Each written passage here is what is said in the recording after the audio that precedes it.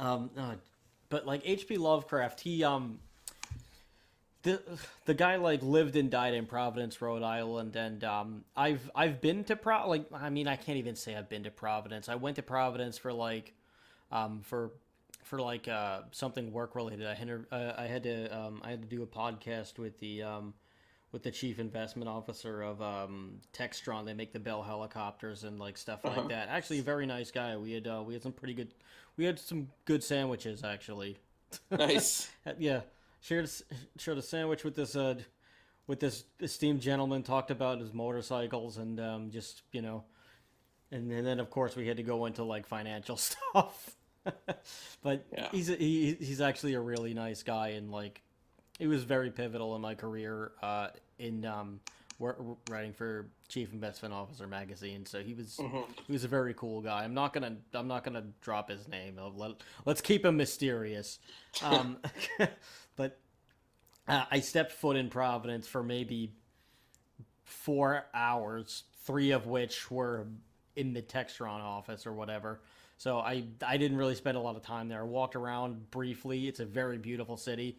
There is a Hmm. statue of H.P. Lovecraft there that is That's cool. which but I didn't get a chance to see it. I think it's a little deeper than where I was, but like me and the lady, we have like when this whole pandemic thing is over, or when at least both of us are vaccinated or whatever, we do want to take a we like, Providence is definitely a stop on our tour that we have that we Hmm. will eventually work out, but we definitely want to spend like a night or two in Providence and just check it out and like see all the cool stuff there because it's a tiny little city. You could probably do it in a Yeah. day, but it's just beautiful in the way that the water overlooks the bridge and everything, and it's just like just Hmm. cruising through the city. It's it's really spectacular because there's all these little bridges there that like interconnect it, and it's just kind of woven together like a little ball of yarn. Hmm. So I actually really do like I actually do like that city for the little bit of it that I did get to see. So I actually cannot wait to go back in there. And apparently the seafood is Well, divine. that's just New England in general. You go Yeah. anywhere in New England, Oh yeah. you want to get seafood. Yeah, you damn right. But like Lovecraft lived and died in Providence, Rhode Island. It also would be cool to go to his gravestone. I'm a little weird like that too. Like Yeah, I would definitely visit his grave. yeah, like Uh, when I like the first time that I went to Washington State when we went to go visit my when we went to go visit my lady sister for the Mhm. well not her first time but my first time going there. Like the first thing that I wanted to do was go visit Jimi Hendrix's gravesite for to Oh, see of the course. memorial, Yeah. and like they were not really aware of what it was there. I mean, I obviously knew what I was going to see, Yeah. but I like or like I at least knew that it was there. I did not Hmm. know like what it looked like because I wanted to just leave the surprise open for me. And the Jimi Hendrix grave memorial is so freaking awesome. Like it's this like open.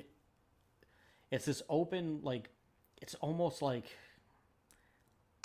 it has like a gazebo ish feel to it, but it also feels like a but it looks like a mini temple. So like you go in there and That's pretty it's cool. there's like there's like a big guitar replica in the middle and it's like stone and there's like all of these like signatures of all these like Yeah. famous dudes just like underneath it on like the little like just all over the place on like the stone where it's like set in. It's like I'm actually checking it out. A it's picture of it. It's actually pretty badass. it's so freaking gorgeous, man. Yeah. Like like It's it's just I didn't get to see the Kurt Cobain one. yeah. But like the first thing that I wanted to do was I wanted to see the Hendrix grave, and it also actually kind of worked out because there was like this little pupusa place that was a couple of blocks from there that her sister like went to every once in a while. So like Hmm. we just picked up pupusas and like just saw the stone.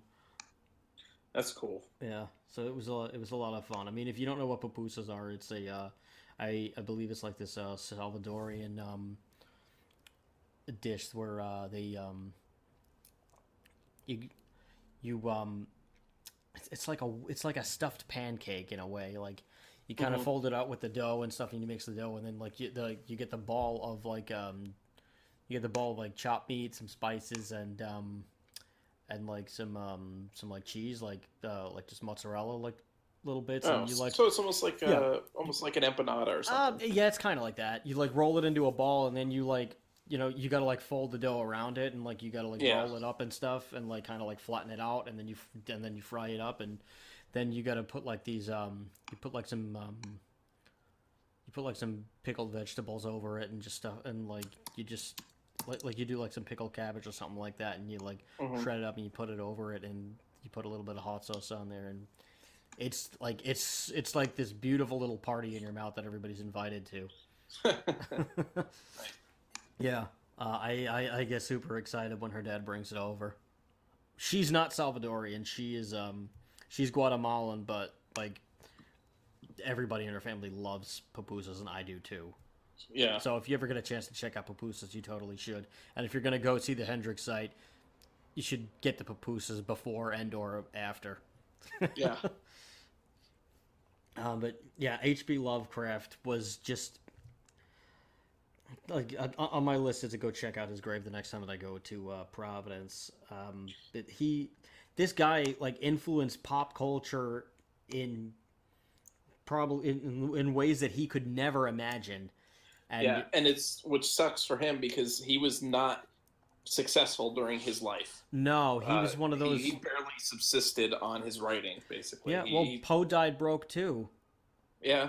There's so many people. It happens a lot to artists, yeah. Yeah. Or a lot of artists and writers and stuff end up dying before their work is appreciated, and they become really famous and successul from their work. Yeah. And H.P. Lovecraft was one of those,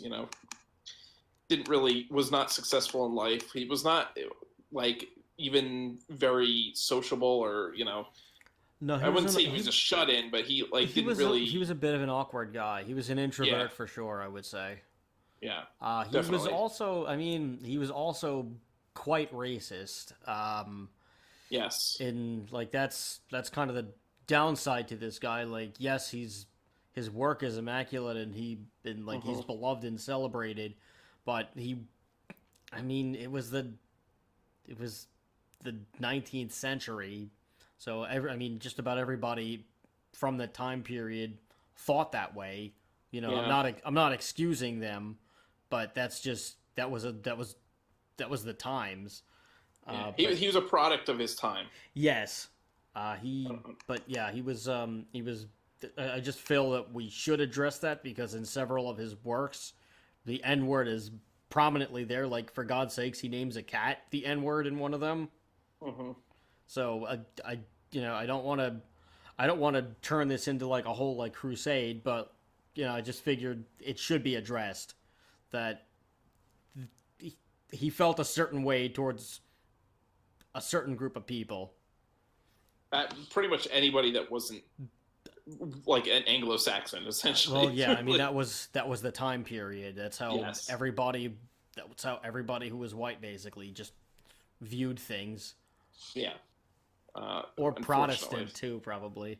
If you weren't Protestant, then then that was probably it. But yeah, he wasn't appreciated. Like his work wasn't appreciated, and he didn't make any money like while he was living, and now it's just the publishing companies, I guess, that make money. He did have a wife, but I don't know if it really like. I don't think they got divorced because it wasn't common there, but I don't think it was like really like a full thing.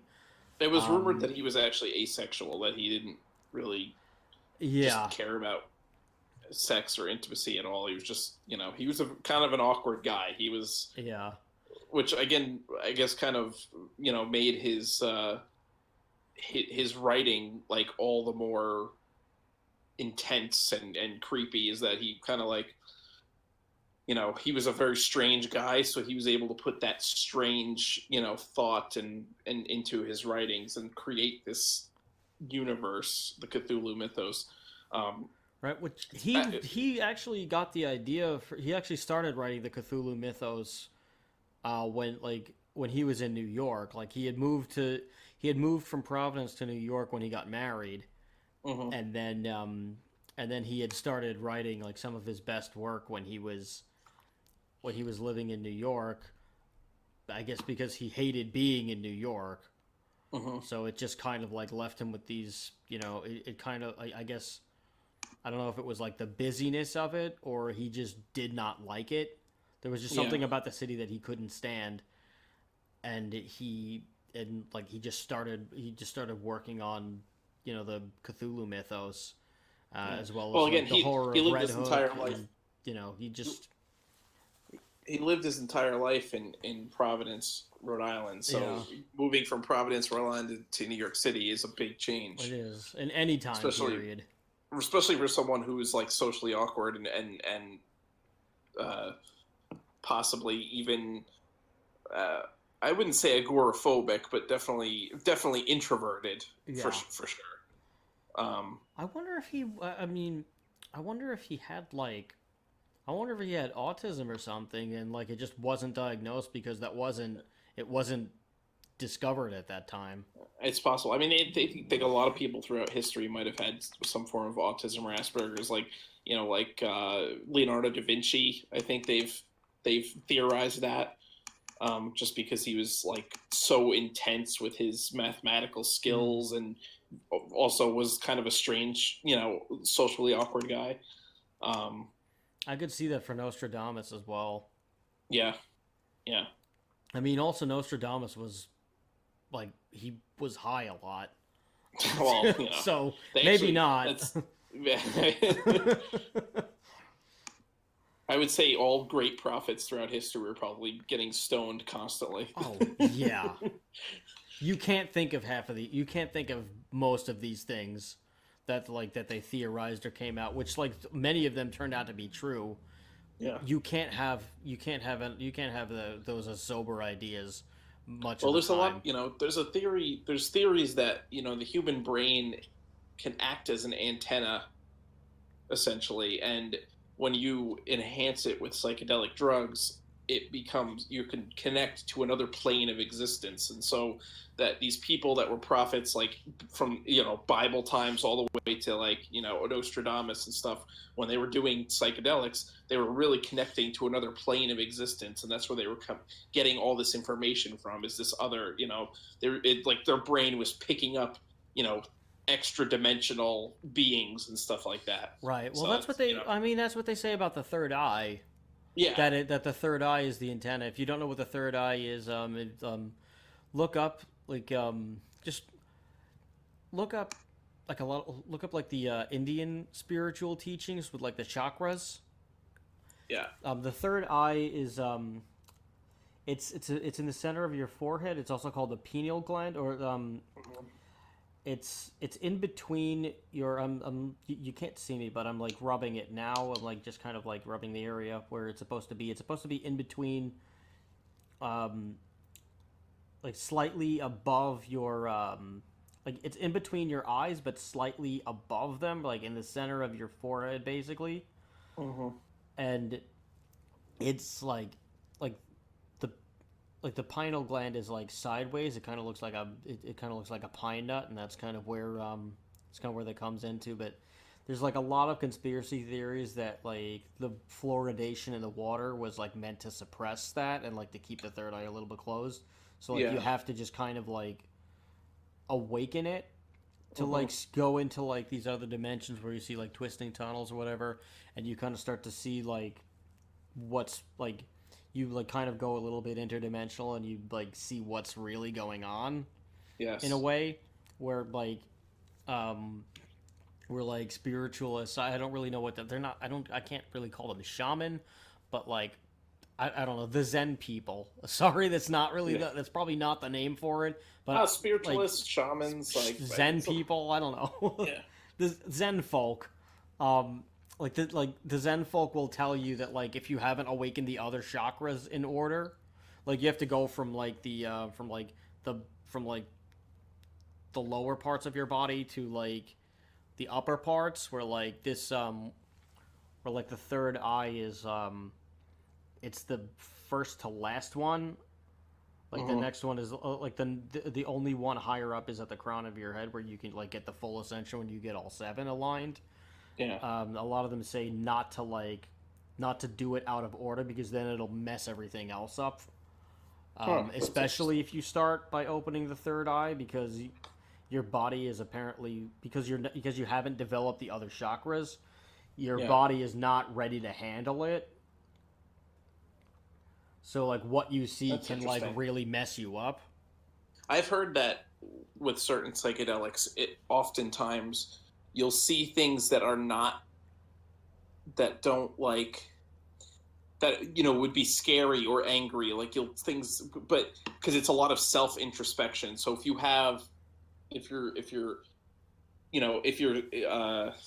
I'm trying to think of the words I'm like looking for.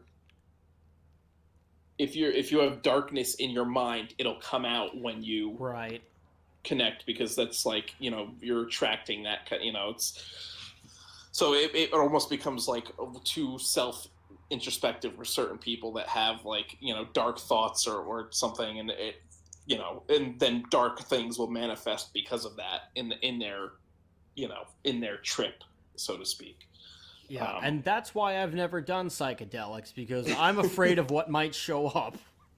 Like, I know they say to, I know they say when you're going to do these sort of things, you need to be, like, 1, probably around nature, and 2, like, with a group of friends that can, like... You need someone to trip sit you, basically. Yeah, someone that's not getting stoned with you, that knows what's going to happen, that can, like, calm you down if something goes wrong. Yeah, so, like, I have not experimented with psychedelics. I don't like, while there is like a curious nature in me, the I would say the other 99% of me is just like, let's not open that door. Well, you know, I don't know what's going to be on the other. Cthulhu could be on the other side. He very well could be. That is a really, within the Cthulhu mythos, a lot of the horror comes from the fact that these beings, these extra-dimensional beings that are so powerful, and extra-dimensional and extraterrestrial beings, and that are so powerful and so beyond the scope of human understanding that just the thought of them would drive a person insane, a regular person. Yeah, and the sight of them, it's like just a glimpse of it is just enough to just completely like shatter you. And they communicate with human beings through dreams. That's Cthulhu, you know, lies in the sunken city of R'lyeh, dead and dreaming. So, you know, Lovecraft, I don't know if he did experiment with psychedelics, but a lot of his lore kind of goes into that little, you know, opening the third eye and telekinetic connections with extra-dimensional and extraterrestrial beings, which is a lot of spiritualists and Zen people will talk about a lot. Right, like the book. Doing psychedelics. Like there's one that I was reading called The Book, where like where this guy, I think he's part of the clergy. He hears of this book, he finds the book, and the book turns out to be like a book that like almost like a Necronomicon, but they don't call it the Necronomicon. Yeah. He like it's like a portal to like, it just takes him to a portal of like just to another world, and it like scares the crap out of him. Like it just terrifies him. And he goes there and he keeps reading the book, and the book like comes with a warning, of course, and he, you know, of course he just doesn't care about, he doesn't think anything of it, and he keeps reading it, or like he's drawn to read it and he sees the warning, but like the book, the pages of the book, it's like it tempts the person in no matter what. And he keeps reading and he keeps going forward with the book until he realizes that he's on a ship that's being teleported basically to wherever it's supposed to go, and it's going into another dimension, and he's like seeing things, and he stops reading the book so that he can go back to his reality so that he doesn't go any farther, because he realizes what's going on, that he's not in Kansas anymore, so to speak, and he just shuts the book and he's like, I'm not reading this freaking thing, and then he just throws it away basically, and he's like, I can't go any. He's like, I don't want to leave this world behind, so I'm like, I don't want to know what else is out there. I've seen enough. I'm not there. And then there's like these like Cthulhu is part of like the old gods, where like there's there's another one called like the other gods, where like it's somewhat, or like it explains how there's the regular gods in like the present day, the great old ones, where like life is, it just kind of goes the way it goes, and there's not really anything to it. The gods like are a little like the gods of today are a lot more calm, and like they remember the old times, but like they don't really, but like, you know, they kind of like progressed, and they do their own thing now. They don't really like involve themselves with humans. They kind of keep to themselves a little like more. But then there's the old gods, who are the other gods, and the old gods required like human sacrifice, and they had like they were more they made their presence known, and they required sacrifices, and they would wreak havoc on the earth if they like weren't pleased, and they needed to be pleased, and there needed to be all these like different rituals that they commanded, so that they could so that they would allow humanity to like live. So the gods the old gods had a god complex essentially, and rightfully so. Cthulhu, and is Cthulhu technically an old god or an ancient one, which is which is different? Cthulhu is a great old one. Yeah. So he's one of the gods, the great old one gods, the ones that are I guess you could say evil, but the thing is that about they're like a chaotic neutral. Right. That's the thing, is that this is so beyond the scope of human understanding that what we would consider evil, because they require human sacrifice and all this, is not, humans are nothing to them. Humans are like ants to us, basically, because these are like intensely powerful extraterrestrial beings that, are again, they're so powerful, they're deities compared to humanity. Right, and they have their own stuff that they got to take care of. Exactly.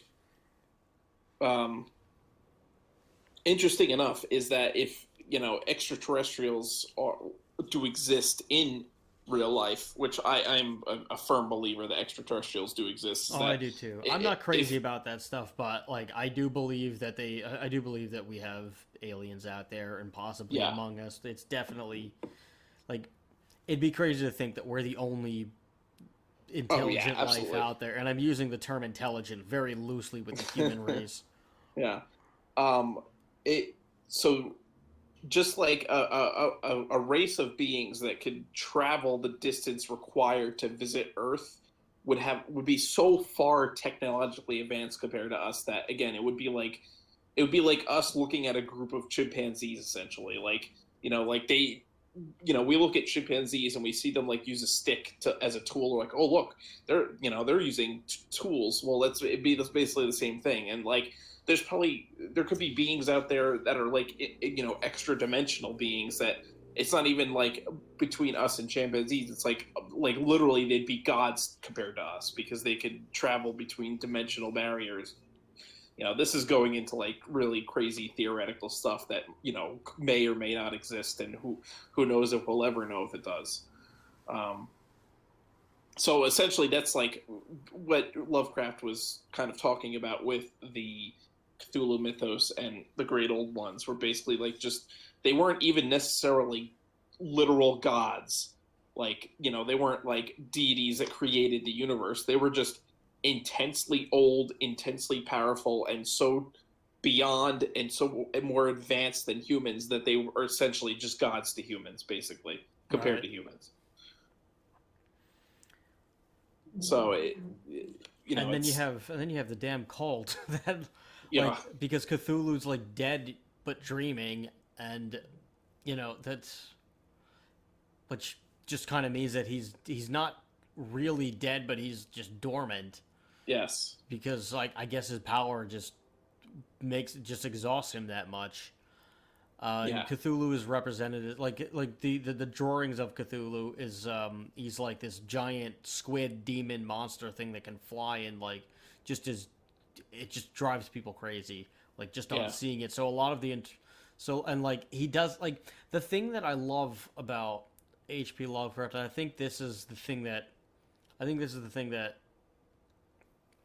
helps his stories stand the test of time more than anything, is that his descriptions of the world and his world building and of the psyche that the person is going on, everything is very immaculately detailed until we get to the creatures, where the creatures, they have they're detailed to a point, and that's intentional, where the detail, where everything else is as detailed as it can be, and then when it gets to the creatures, the detail starts to fade a little bit, and it leads you into your own interpretation. So what you picture in your mind scares you more than anything in the world. And that's the point, is that the more that you have to imagine, it's gonna it's different for every person, but you get the general features so everybody gets an idea, but there's these extra little things where you're like, oh man, well, what if it might look like this, or it might look like that. And no two people will have the same complete idea, and I think that's the point. I think that was intentional that he did that. I think also the fact that the majority of his stories are written in the first person, as if it's somebody that experienced this and is telling their tale now. So it's kind of like an unreliable narrator, because the people that are generally telling the story have experienced Cthulhu or Dagon or one of the old ones and are literally insane. A lot of the stories, Call of Cthulhu specifically, basically takes place with a guy trying to investigate what happened to his uncle, I believe. And his uncle was investigating the cult of Cthulhu, and he finds all these papers, and then ends up he's actually literally losing his mind as he delves deeper and deeper into it. And a lot of the witnesses to all the events are end up being going crazy and stuff, and that's insanity is a big theme in pretty much every Cthulhu mythos tale. Yeah, it's like that combined with claustrophobia.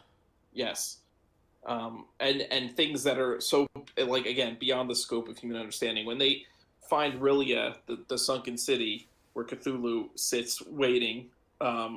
It's literal. It's made of quote unquote non-Euclidean geometry, which they don't really explain what that is. But I have actually heard it theorized before that some people say that the architecture is similar to an MC Escher drawing, where staircases going into ways that don't make sense, and things that are kind of where you see one of those things where it's an impossible loop, where it's a staircase that goes down, but then it comes around, and it goes back up to a lower staircase. To nowhere.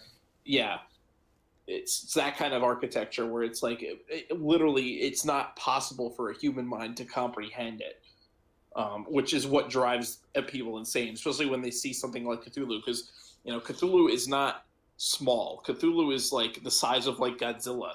So when the sailors find Cthulhu, it's this giant monster with scaly skin and wings and an octopus for a head. They literally just lose their minds from just the sight of it. Yeah.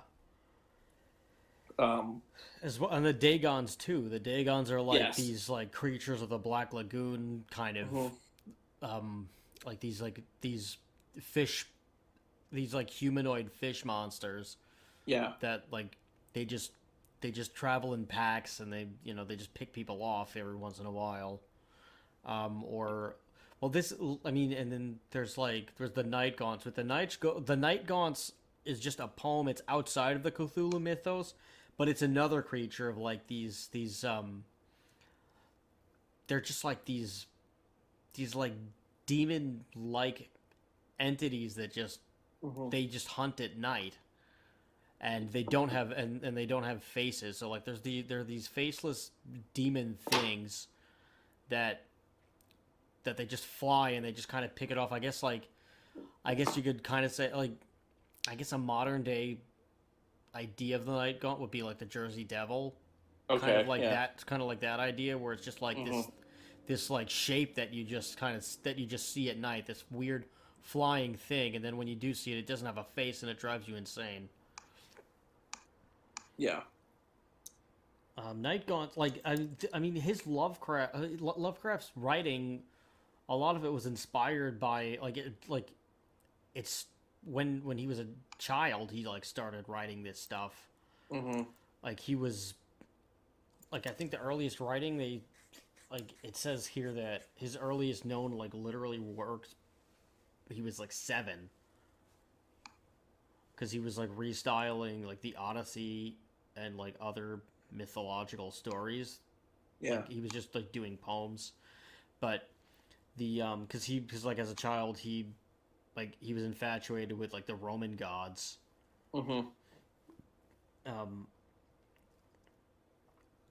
And he and like he was even like a quick-witted little like atheist boy. When he like I don't know if he was like truly an atheist, but like he had the Christian upbringing and everything like that, because that's just kind of what you were back then. If you were in America, you were like Protestant and like Anglo-Saxon or whatever. He, like at 5, somebody told him Santa didn't exist, and his response was, well, why isn't God also a myth? Yeah. Like, which with that response, like that'll pretty much like stop any parent dead in their tracks. Yeah. Just like oh god, I remember like I've had conversations with my dad about this, and like it's so like it's like, I mean, like, it's not even just like just like my dad. Like I'm not an atheist, but like I'm not an atheist, but I'm not agnostic either. Yeah. I don't really know where I am. I'm religiously in flux. Let's just say, I don't really have a term for it. Like I believe that there's something out there that's bigger than me for sure. That maybe that's why I'm here as a person, or maybe that's why I was chosen to be in this body and not like a deer or something like that. Bless you, whoever that was. But I don't know, like I feel like there's got to be a reason for all this that's beyond my comprehension for sure. And I think there is something much larger that is responsible for me being here. But I can't go to say that it's a god and I should devote my entire life to it. But I acknowledge that there's something that there's something there. It's not it's not quite agnostic, but it's not atheistic either. It's deism is probably what you're leaning to. So deism is the belief that there is some kind of force, be it a deity or something that created the universe, but largely stays uninvolved with, like, not like where Christianity and other religions where you're praying to a god to like directly get involved in your life. Whereas in deism, which there are people that are Christians that are deism, that the deists that believe that it's the Christian God, but it could really be any deity or powerful force beyond human understanding.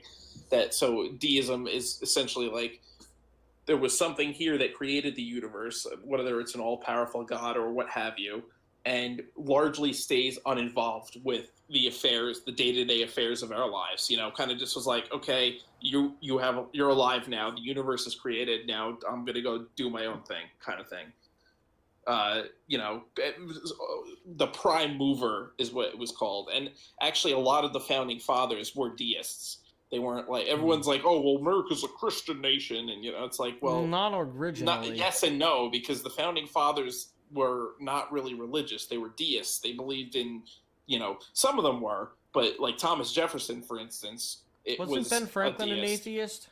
Ben Franklin was also a deist, I believe. Okay. So they believed in like the prime mover of the universe, that you know, the spark of life comes from this thing, but largely the deity is uninvolved with everything, kind of like doesn't really interfere with nature. And, evolution is a product of this deity, but not directly, there was no intelligent design. Evolution was created as a way for life to flourish on its own, kind of. Okay, that's me. Yeah. that's basically what it's. I'm obviously not going into a full-on perfect explanation of it. I'm just trying to paraphrase what it is, basically. Yeah. But yeah, a lot of the founding fathers were deists. They didn't really necessarily believe that God was there in all things and knew whatever was happening at all times. God was just the prime mover, quote unquote, that just got things going, started push the snowball down the hill that eventually rolled into a giant snowball. Yeah. Okay, that makes sense. Well, yeah. Anyway, so Lovecraft was so Lovecraft inspired as a child, but there's this one thing that's weird thing that happened when he was younger. There was they don't really know if he was close with her, but when his grandma died, mm-hmm. The whole family just I don't know, his description is that it's her death sent his family into a gloom from which it never fully recovered. Mm-hmm. And his mom and aunts wearing the black mourning dresses scared the shit out of him, and he was about 5.5 right now, and he started having the nightmares that would influence his writing later on. He kept seeing the night gaunts mm-hmm. in his dreams, and he would just have these nightmares of these night gaunts, and he and 30 years later he finally started writing about them in his stuff, and he wrote for a bunch of horror magazines. The most famous one was Weird Tales, but he it was just crazy. I mean, it's similar to H.R. Geiger, another guy who used his who just used his initials. Well, I mean, H.R. Geiger was absolutely inspired by H.P. Lovecraft. Yes, but H.R. Geiger, he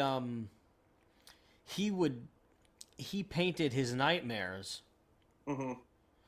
That was just something that he kept going to a psychiatrist, and he kept having these night terrors, and they were just he just had an extreme case of night terrors that plagued him his entire life. The therapist just kept saying, and the therapist told him one day, "Why don't you draw them?"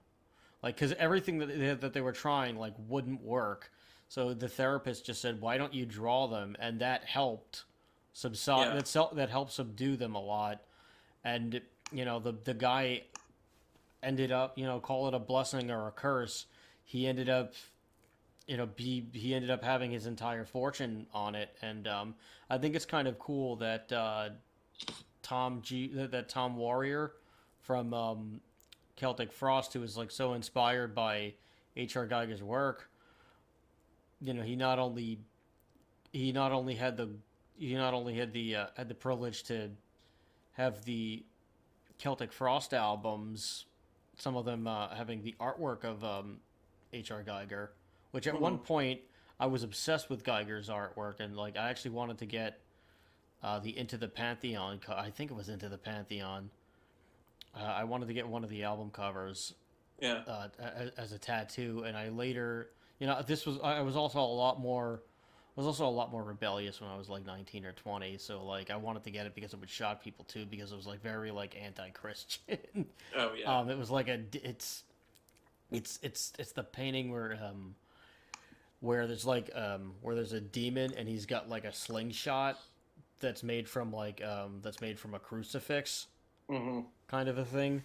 So that would have definitely bothered a lot of people, and I'm glad now, as a 31-year-old adult, that that I did not get that, but I do have a Merciful Fate album cover on my arm, which is also a demon that's pointing at people. So like, yeah. So like when I first met my hopeful future mother-in-law, I was a little nervous when they finally saw it. So like I tried to cover up my tattoos for a long time, and then one day I think we had been dating maybe like a year and a half, and like, you know, just it was the summertime, and I was like, all right, you know, if they see it, they see it. Like, like so far they like me, so we'll see if this is the straw that breaks the camel's back.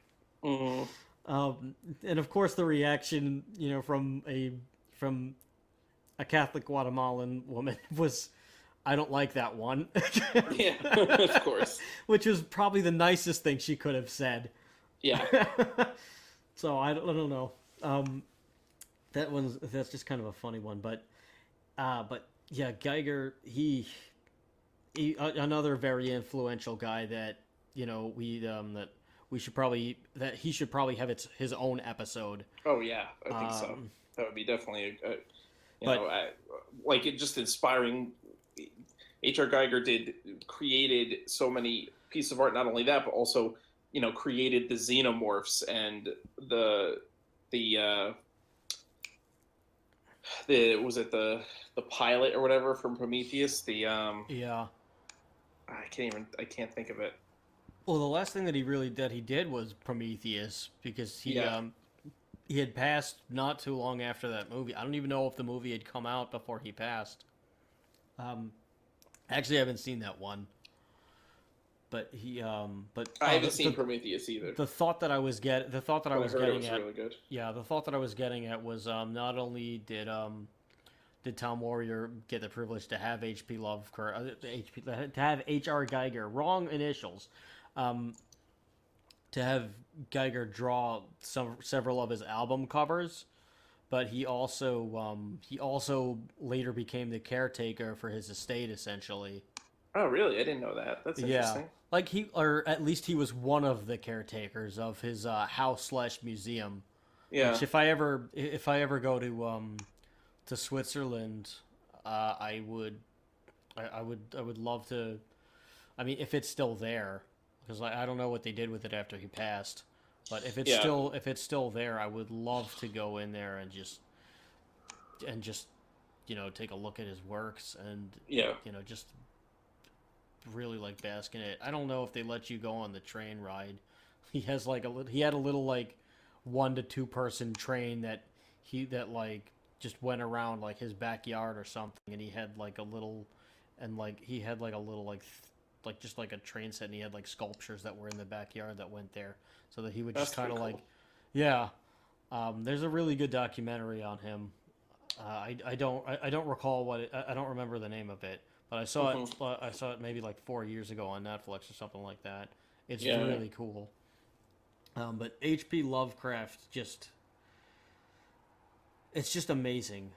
Yeah, like, he inspired Stephen King. Many. He had to inspire. I'm sure he inspired Clive Barker, who is my favorite author, actually. The author of he wrote and directed the Hellraiser stuff. Yeah. Clive, like that's what he's known for.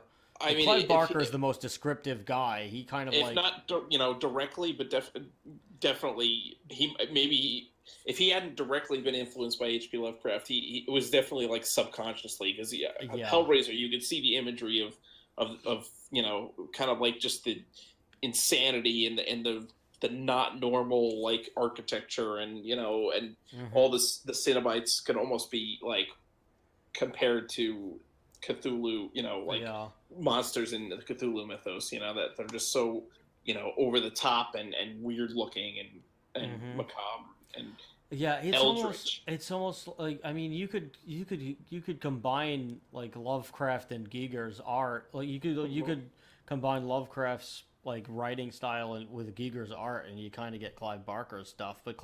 And then you just add like copious amounts of like gore to it, and then you get Clive Barker.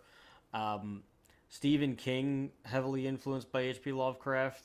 Yes. I'm not a fan. I'm not a big fan of Stephen King's works. I find his writing to be I find it to be a little boring, to be honest with you. But I also I think that I think that his problem is he rambles on a lot of it, and there's like a lot of details there's a lot of things in there that I feel like he could cut. Like because Stephen King's stories are never short. No. Like I haven't really read his books, but I've skimmed through a lot of them in bookstores. Yeah. And like I read bits and pieces of a couple of them, and like just to see if maybe it was like the one book that I didn't really like. But it's like just there's something about the Stephen King books that I just cannot get into. Yeah. But but like he is definitely like I mean he writes in one of the liner notes of the Hp Lovecraft set that I have that he would have never without Lovecraft there's none of us. It was in the Necronomicon, I think, wasn't it? Yeah, the Necronomicon one. He wrote a forward for that or something. Which the Necronomicon is a book that's in the Cthulhu Mythos. It's basically like the Book of the Dead, essentially. And there's all these necromantic spells in it and stuff that can summon monsters and demons. And they took the book Necronomicon and H.P. They have a book, the Necronomicon, that you can get. It's H.P. Lovecraft's collected works in one giant leather-bound book, and it's actually really there's it's two a really of them. Cool book. There's two of them. They're like the I didn't. Yeah, so the Necronomicon, it's part of a bookend set. I have both of them. The Necronomicon has like the Cthulhu Mythos and a lot and like a chunk of his other works. It's the larger one, and then the other one is the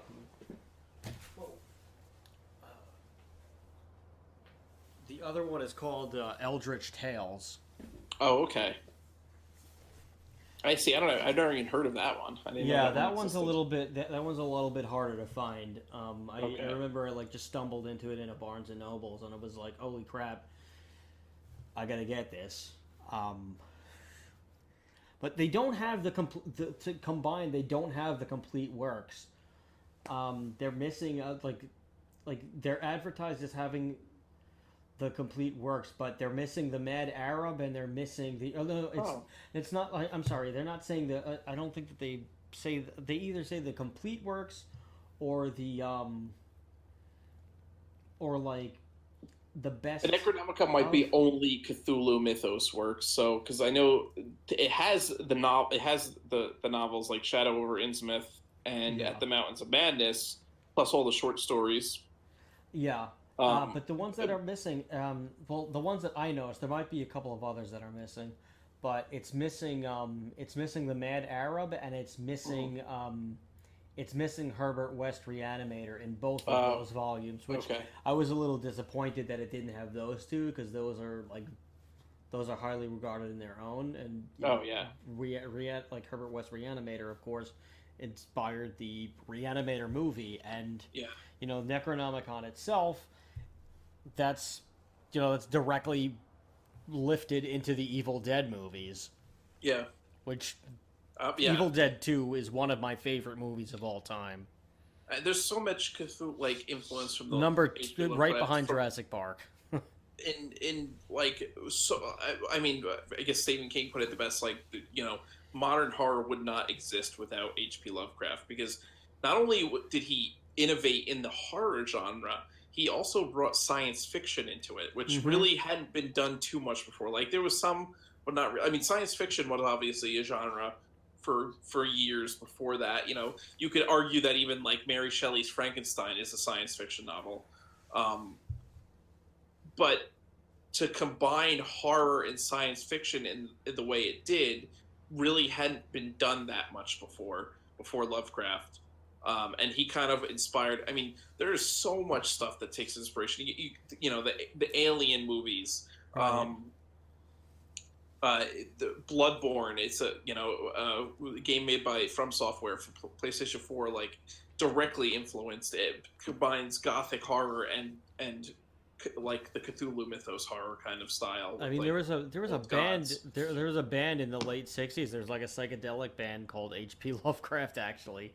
I never listened to them, but I mean the music influence is huge. There's so many bands that have Lovecraft. It's like you can't even list them all. I mean, Metallica, King Diamond, so many of them have Lovecraft inspired songs, and not just metal bands. Like there's also our pals. There's also our pals from California, Temple of Dagon. Oh yeah, those guys are really cool. But yeah, it's not just metal. It's just gone all over. Yeah, and it's inspired so many other books, like and video games. There's Cthulhu Mythos tabletop games, like or tabletop RPGs, like the Arkham Horror or the Dunwich Horror game. Yeah. There's Cthulhu Mythos has inspired Dungeons and Dragons stuff. It's inspired, it's got its own video games. There's the Call of Cthulhu: Dark Orders of the Earth, which I played. It's actually a really good game. It's actually very scary, and it has an interesting mechanic which really hadn't been done too much before at the time. I think it came out in like 2004, 2005. Oh, is it like the insanity mechanic? Yes, exactly. It had the insanity mechanic where if you see too much crazy stuff, you'll actually go insane and lose the game. Like you have to try to not limit your exposure to like stuff that would drive a person. It was an interesting mechanic. And then there's other books that were the Cthulhu Mythos actually was not coined by H.P. Lovecraft. It was coined by his friend and student August Derleth, who also wrote books and stories that were in the Cthulhu universe and Cthulhu Mythos. And there's a whole list of authors that have written, have continued the legacy of H.P. Lovecraft and continue to write books in this, universe. I actually have a book that's actually quite good called Sherlock Holmes and the Shadwell Shadows by a guy called James Lovegrove.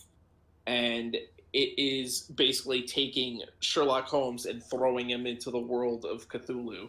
And he's got to solve a mystery that's, surrounding a cult that's murdering people and using them as human sacrifices for, one of the great old ones. And it's interesting because Dr. Watson actually tells a story of when he was in Afghanistan. Because for those that don't know, Dr. Watson was a veteran of one of the Afghanistan wars in England. And that's why he walks with a cane, because he was injured in the war.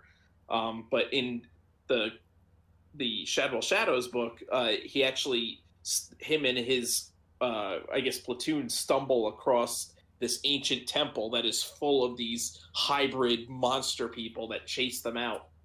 And it's, they worship Cthulhu, and it's a really great book, for anybody that likes mysteries and if you want to really get into the Cthulhu mythos, at the same time.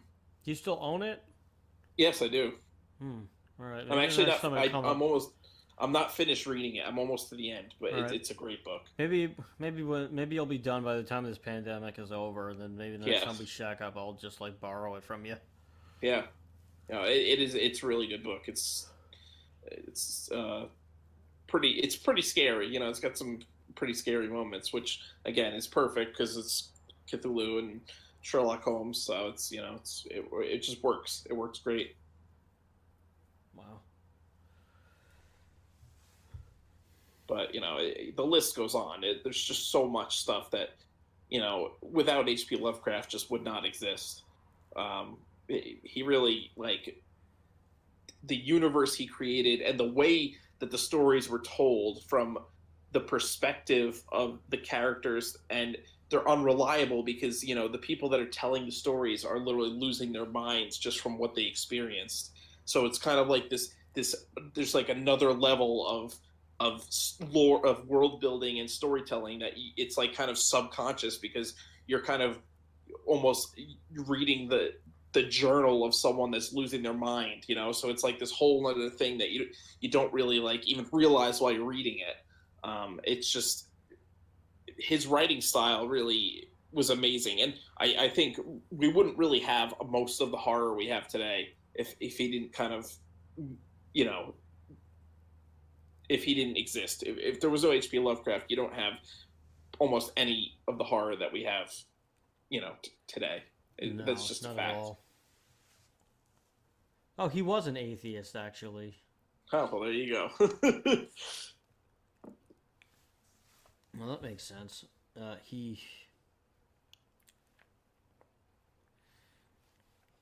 it's just nuts. Like how like one guy's like writing can influence an entire like sector of pop culture. Not like a small one either. Like you can touch multiple sectors of pop culture, and like still have a lasting impression on everything. Yeah. From 100 years later, almost a full 100 years later. He died in I think 1937. So another like 15 years. But I mean, he was writing fully within his writing career 100 years ago. So Dagon I think came out in the 1819 or something. Yeah. So he, 100 years later, and yeah, exactly, still inspiring all kinds of things. Like so many different forms of media that have some kind of reference to Cthulhu and the Lovecraft in his mythos. Mm-hmm. Yeah, I mean, also like there's the cult there's like the Cthulhu cult where like they're trying to resurrect him, which that's like the most interesting part of the mythos is that like Cthulhu's not really doing anything, but he is like while he is affecting people through their dreams. Mm-hmm. Cthulhu is also sleeping and dormant, and like this cult is just trying to wake him up. Like this crazy like cult that worships him. Yeah. They're trying to wake him up so that he can like destroy the universe or do whatever. But I think the cult thinks that they can control him. Yeah. To like do their bidding, which is clearly not going to happen. Yeah. So it's just pretty much going to end the entire universe as they know it. I think a lot of that kind of comes from Lovecraft lived through World War One, and the horror of World War One really inspired a lot of these writers, and a lot of philosophy, like nihilism and existentialism really came out a lot in the early 20th century as a direct result of the horrors that people experienced from World War One. And I think that kind of like plays into it a little bit too, with the way Lovecraft kind of crafts these doomsday cults that are really trying to bring about the end of the world, and the end of humanity. It's a lot of it is it's just a lot of people were kind of like sickened by what they saw in World War One and what had happened, because the death and destruction. I mean, at this point in time, it was the worst that anyone had witnessed at that point that was alive. Yeah, it was just horrifying, and inspired so much like dark literature and dark philosophy to come out of it, because people were just so fed up when they were like, is this really like what life is? It's just like death and horror and people getting like massacred and just millions dying. It's almost as if like in Ghostbusters, you have like the cult of Gozer that's trying, Ivor Shando or whatever, who's trying to bring about the end of the world, by summoning Gozer. It's I mean, that's obviously very much inspired by the Cthulhu mythos. Yeah, I mean, anytime you see like a cult that's trying to like bring about the end of the world, it's pretty much a direct reference to Lovecraft. Oh yeah, absolutely. One other thing about his gravesite on his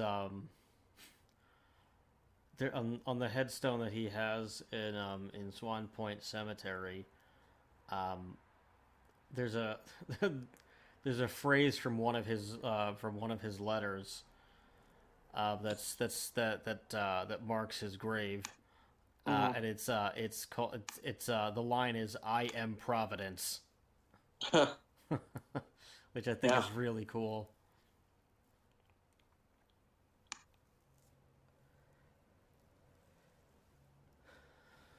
yeah, Lovecraft, I think he just dedicated so much of his life to his writings, and that's why he was, very antisocial and just, more asexual, where like he wasn't interested in anything except for his work and like seeing its success. And the poor guy, he like strived for success so many, like for his entire life, and and like towards the end, the Cthulhu Mythos, the Cthulhu Mythos had been published, but but like whoever had published it, just there were like so many errors in it, and they just did a really bad job of publishing his works. That like they just sold poorly, and like he was disgusted by it because he was like, "This is like, what did this idiot do to my work?" Yeah, that was when they actually made it into a book, because originally when he was publishing his stories, they were in pulp magazines, which those who don't know, pulp magazines they were magazines that were made of a certain type of paper that was like a wood pulp, so it had like a very specific feel to the magazine.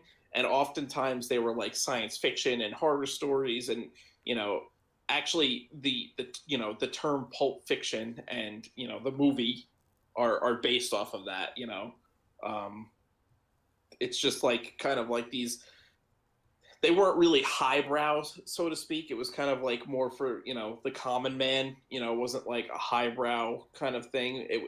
Like that's why a lot of the times it was kind of like, for the time, would probably be considered sleazy or smutty, because it was like a lot of like sex and really violence, a lot of violence and horror and scary stuff. So that's why and the pulp magazines were published super cheaply. It was kind of like a cult following thing. So a lot of writers like Lovecraft kind of published their stories in pulp magazines like that. And oftentimes, if they were, Lovecraft wrote mostly short stories, but he did write some novels. So basically it would be like, it would be chapter 1 would be in this issue, and the next issue is chapter 2, and it would be serialized like that. And I guess they eventually, towards the end of his life, they kind of took all of them and just made it into an actual novel. And that's when there were so many mistakes, and he was disgusted by it. Because it didn't work. They didn't do it right. Right, like I think his quote of it, like after he had like written his last story or something like that, it was like he said something along the lines of like, the shadow over Innsmouth has gone out of its way to destroy my career, or something like that. Yeah. Just because he was just so like upset about the way that this publishing company had handled it. And I mean, there was a point in time he was actually friends with Harry Houdini, and like Houdini was like trying to help him out, actually, to introduce him to like the head of like a big newspaper, and like unfortunately Harry Houdini died, so before he could really like broker that deal or like get that meeting together, so like nothing ended up happening like after it. But like he really like strived to like succeed and like get wealthy from his work, and like he didn't get a chance to see the recognition that he would get eventually. He's kind of like what they call in the music industry a catalog artist, where like Otis Redding is like one of the biggest catalog artists, where like meaning when the work is released, it doesn't sell well at first, but over time it ends up doing like gangbusters. Yeah.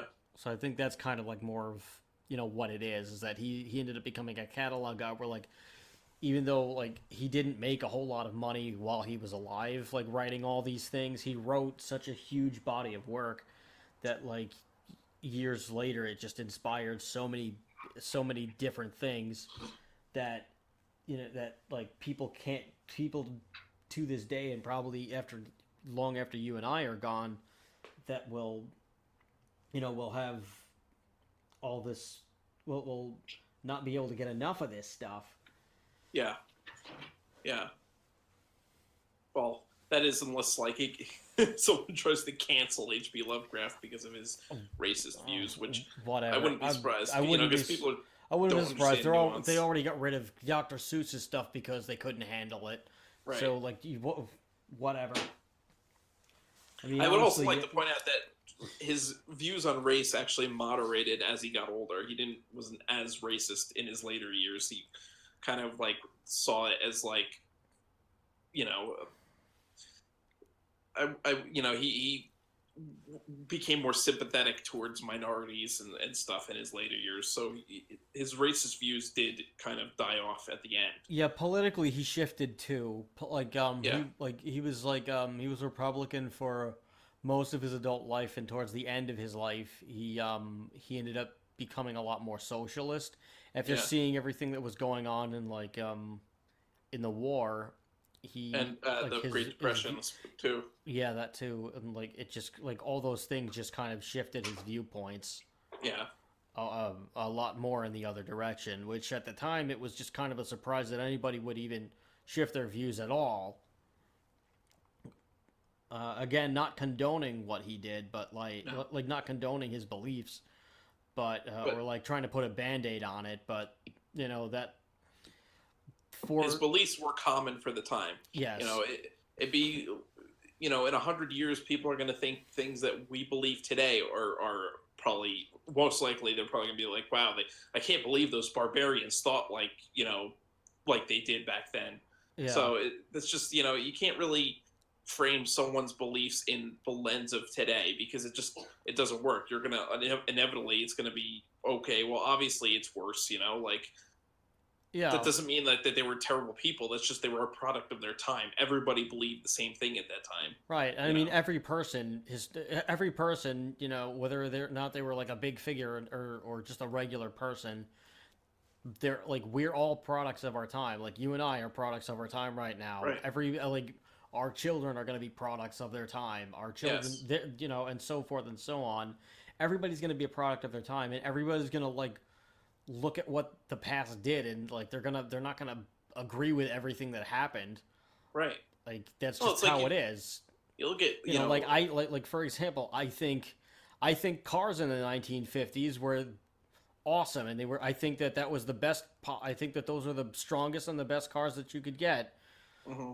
But I don't think that the views of the common man were very good. I don't think that I now know that cigarettes, a pack of cigarettes and red meat 3 times a day is not healthy and it will kill you. But that's what they thought back then. Yeah. Or it's you go back to the Aztecs sacrificed people to this to the gods to get a good harvest and stuff like that. Today that's horrifying that they would kill people, but back then that's all they knew. They had a ritual. They had a ritual game where they would play soccer with the severed heads. Yes. Would you and I do this? Absolutely not. We would go to jail. Right. But that's at best we would go to jail. Humanity is constantly growing, and we're always in flux. We're always changing what's moral and what's not. And you can't frame what's moral today based on, what was moral 100 years ago or 50 years ago even, It's just we're constantly changing, and morality constantly changes. So, was H.P. Lovecraft racist? Yes, he was. Did he espouse pretty, abhorrent, bigoted things? Yes, he did. But that doesn't detract from how good of a writer he was and how much he's inspired, writers today and musicians and video game creators and all, you have to kind of look at it in you have to separate the art from the artist, which a lot of people have trouble doing nowadays, because too many people have a platform on social media has given people a platform who don't quite understand things all the way, and So like their interpretation is just gonna be more like a gut reaction rather than actually taking the time to go out and like do their homework, do their research, and just understand something. It's just like people don't want to understand things as much as they used to. They want instant gratification, so they know that whatever idea they have, whether or not it's right or wrong, it doesn't really make a difference. We'll just shoot first and ask questions later. Yes. Like if people are gonna agree with me, then I'm just gonna say what I'm gonna say. Where like you need to understand where it's coming from, and you need to understand why certain things were a certain way. It's like, and you just have to understand. You just have to do your research and just look at it like without judgment and just understand the circumstances and be open to a discussion about it as well, which not a lot of people are willing to do because it's hard, because that's too hard for them, or it's just too much work or whatever. It's just no good. The problem is, and especially with Twitter, because you only have, what was it, like 140 characters to write your message. You can't have a nuanced thought when you only have a short little like friggin' tiny blurb that you can say. Especially in text, you can't like have any kind of. It's impossible to portray sarcasm or any kind of like nuanced thought over text, because you can't see the emotion or hear the emotion in someone's voice over text, obviously. And that's the problem too, is that people have lost the ability to critically think, because you can't critically think when you only have 140 characters to create a thought. Yeah, I mean, I saw something maybe like a year ago. I read something that like on job applications, like people were putting video games down as like a skill and a hobby because it showed, and like the article was like commending them for it because it said that like hiring managers would look for this because it shows problem solving and critical thinking, and it's like, yeah, but no, like like real critical thinking and real problem solving that's not in a video game is critical thinking and problem solving. Listing those two as separate skills, sure, but not video games itself. No, and again, video games do, not saying they don't do that, right, but it's like you're using it in a different way. Right, it's like a real world experience you need, and you need to be able to like think critically in real life, not in a video game where you have like, if you die, you just restart, Right, like whatever I decide to do in Grand Theft Auto, like to avoid the cops, is not necessarily critical thinking and problem solving that I would apply to in real life. No, I don't think that's a skill you want to put on your resume. Yeah, like I wouldn't be at a board meeting and I would say, all right, like the projector's not working. Oh, L1, L1, R2, L1, left down, right up, and then I can cycle through a Tommy gun, a machete, and like and like grenades to just like recover my to like recover my presentation, and then at the same time threaten everyone in the office with physical violence. Yeah. Like that's not like critical thinking. No, that's not how you want to do it. Yeah. Like you just want to say, okay, like the projector is down. Let me troubleshoot the projector. That's problem solving and critical thinking, or just kind of like going away, or just breaking the ice with a joke and maybe going into a couple of like little bits and just maybe like just starting to ask for ideas to just kind of go around on like how we could fix whatever the issue is at the board meeting. Like we want to how do we get more customers, or how do we get them to respond, or whatever it is. Right. Like that's critical thinking, and like you're showing that you don't need your projector to do it. Like that's critical thinking and problem solving. That like not like going in, examining the situation, and just kind of realizing either on the fly or like over like a stretch of time what you need to do. That's what that is. It's not, it's not friggin'. It's not trying to figure out how to beat Bowser. Right. Or like, should I use the red shell at this point in time? Yeah.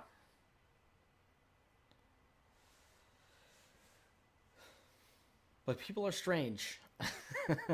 And the writings of H.P. Lovecraft are even stranger. Yeah.